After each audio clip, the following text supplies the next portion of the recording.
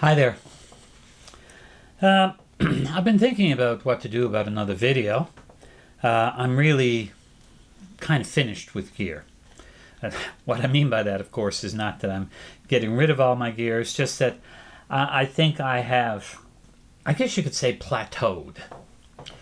The gear I have now is the gear that I'm going to be using for quite some time.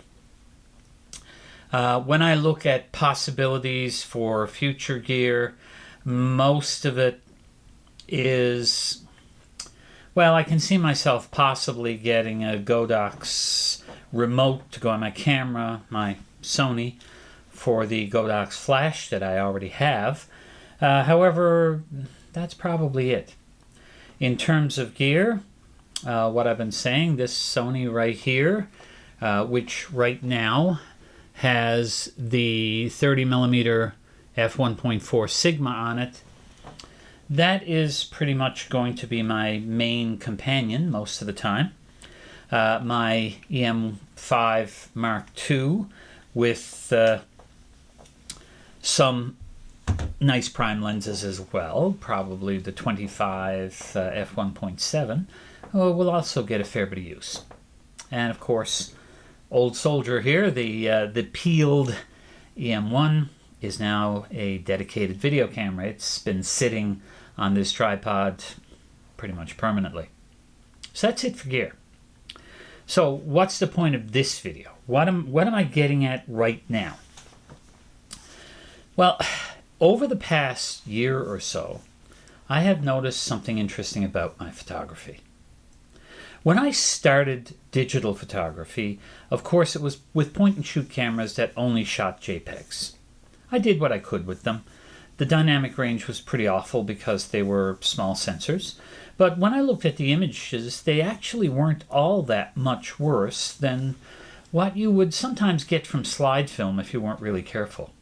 Slide film was very finicky about exposure.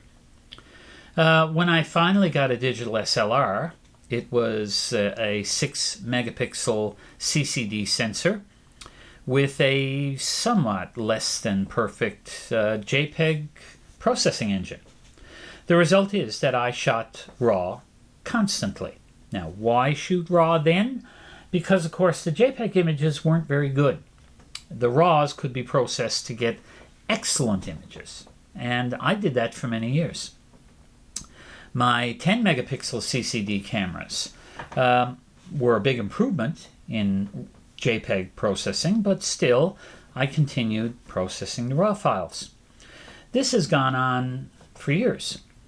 And over the last couple of years, I've noticed something interesting. I hardly ever touch the RAW files. I've been shooting RAW plus JPEG now ever since I had a camera that could do that. And more I'm realizing that I'm not actually touching the RAW files in most cases.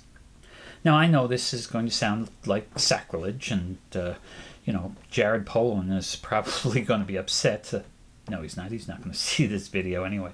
But for most of us who are not professionals, and most of our photography, which is only meant to be shared and very seldom printed, for most of that, JPEGs are fine.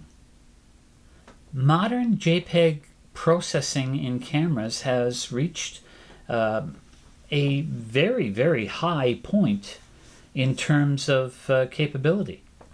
Some cameras are particularly known for their JPEG output. For instance, Fujifilm cameras have Fuji's own recipes built in for film simulations. And those film simulations can give you looks similar to what you would have gotten on film. Personally, I use mostly Olympus cameras, and Olympus cameras also are particularly known for their very good JPEG quality. A lot of people talk about Canon cameras and the wonderful Canon colors. Well, those wonderful Canon colors come from the JPEGs. I mean, people who process the RAW files from Canon basically are trying to make them look like the JPEGs looked. Now, don't get me wrong, I understand that in places where there is very high dynamic range, in places where there is mixed lighting and it's going to be very difficult to get the right white balance. In all of these different situations, yes, you need the raw files. Lately, I've been shooting a lot of black and white. I use mirrorless cameras, so of course I set the camera to black and white. Setting the camera to black and white gives me a black and white preview and a pretty decent black and white JPEG. I have still been shooting JPEG plus RAW because, of course, somewhere in the back of my head there's this niggling little voice saying, but maybe it'll look better in color. Makes me wonder how I managed when I had to buy black and white film. Oh well. Anyhow, folks, this was intended to be a rather brief video. One of the topics that I might consider exploring further, possibly with my camera club, is the idea of, first of all, processing black and white images. When do you use just a JPEG?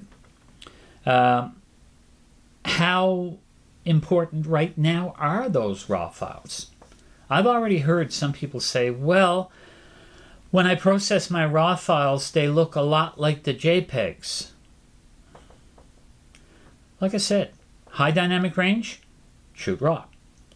Very important image that may need to be printed large, shoot raw.